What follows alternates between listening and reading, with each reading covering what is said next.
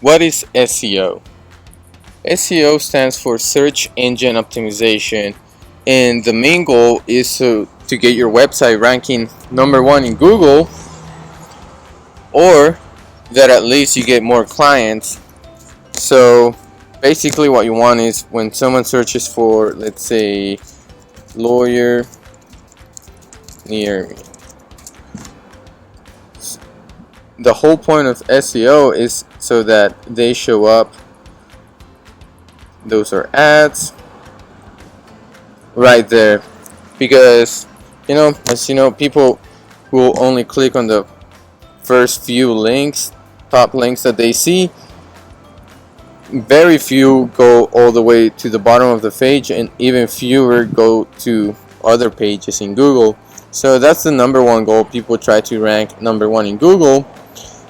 With that being said, it can get very technical in both regards to writing skills and in regards to the type of information, the technical aspects of SEO, which would include adding all the keywords, what keywords to add in what place of the page, like an H1 tag, H2, H3, where to add a paragraph text, where to add an order list, and the such.